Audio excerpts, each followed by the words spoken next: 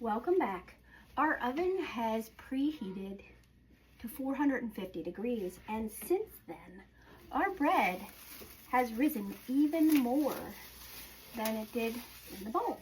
This is our stiff starter loaf, and this is that same loaf with the liquid starter. So my liquid starter is admittedly not going to be as strong as my stiff starter because I made my liquid starter from the stiff starter, and it would probably take a couple more feedings before it gets a lot stronger.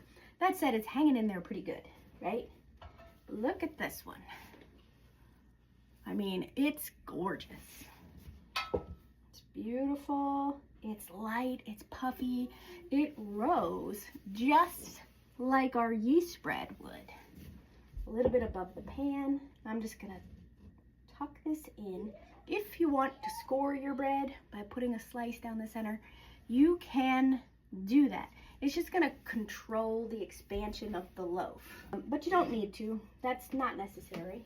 However, if you want to use a bread lame, a bread lamb, and you wanna do it smooth on a slight angle, and just go straight through.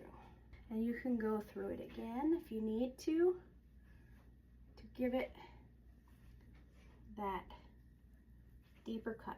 What this is doing is opening up the dough to the center so that the wetter inside expands here. It expands here instead of on the sides.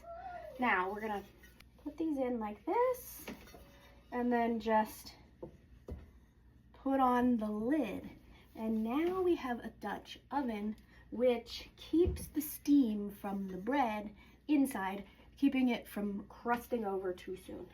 And we'll do it with this one too, just to keep things the same.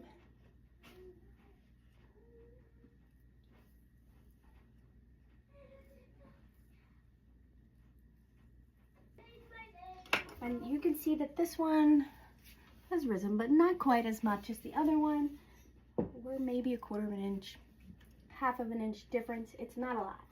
And since I don't have 2 large cast iron pans, I use the stainless steel one to go over top, just like that. Now we're gonna bake these covered at 450 degrees Fahrenheit for 30 minutes. Now, sourdough bread is typically baked with steam, as we did with the Dutch ovens. It's gonna keep the steam from the bread, the water, as it evaporates inside the pan, and it's gonna help it to rise the most that it can before it crusts over. However, baking your sourdough bread with steam, as in a Dutch oven, is not a requirement.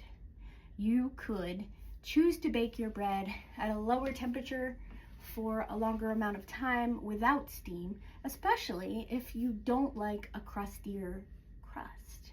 That said, if you still want the max benefits of the rise from the steam and you like a soft crust, stick with me because I will tell you what we do, since the little guy does not like a crusty crust. However, I do.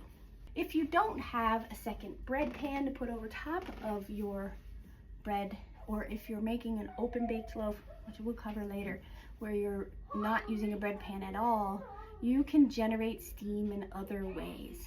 That will be covered in another lesson.